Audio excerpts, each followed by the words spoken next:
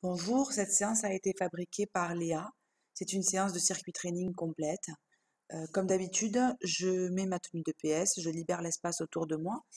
Je ne pratique pas si je suis dispensée ou si j'ai des douleurs. Je prends une bouteille d'eau et je m'échauffe avant la pratique. Cette séance se compose de deux séries espacées de 2 minutes. Chaque série se compose de 8 exercices qu'on fera 20 secondes et on enchaînera avec 20 secondes de récupération. Donc, deux séries, 20 secondes de travail, 20 secondes de récupération pendant 8 fois, 2 minutes de pause entre chaque série. Pour les exercices, on commence par des jumping jacks, chaises, burpees, gainage sur les coudes, sumo squat, pompe, fente avant et pas du patineur. Bonne séance.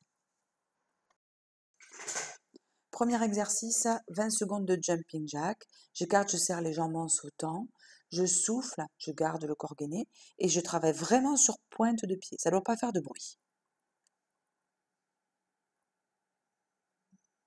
Deuxième exercice, c'est l'exercice de la chaise.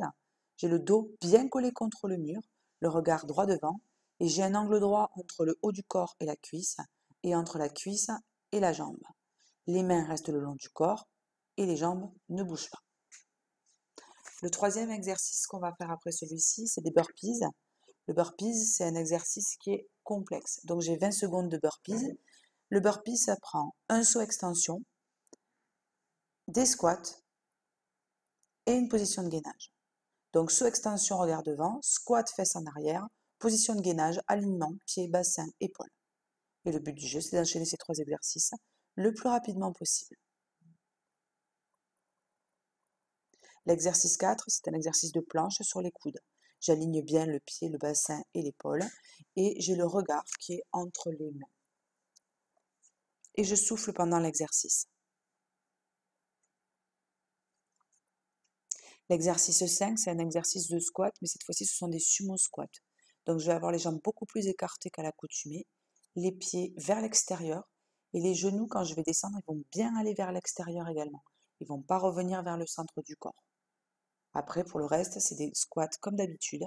Je mets le poids du corps sur l'arrière du pied, et je vais faire comme si je m'asseyais sur une chaise derrière moi, sur le bord d'une chaise.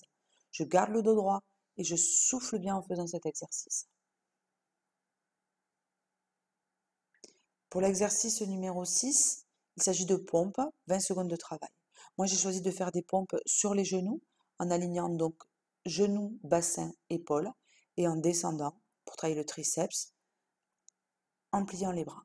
Si je suis à l'aise, je peux travailler sur le pied, et dans ces cas-là, je fais des pompes normales, et j'aligne pied, bassin, épaules. On passe bien à souffler, on garde le dos qui n'est pas creusé.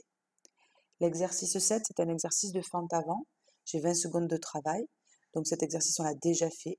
Il y a un angle droit entre la cuisse et la jambe devant et derrière.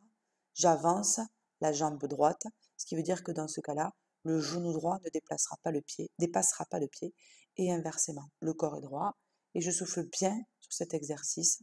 Je regarde devant. L'exercice numéro 8, le dernier, c'est le pas du patineur. J'ai 20 secondes de travail, 20 secondes de récupération. Le pas du patineur, c'est un saut écart. Et ensuite, c'est la jambe arrière qui se plie et qui fait plier la jambe avant.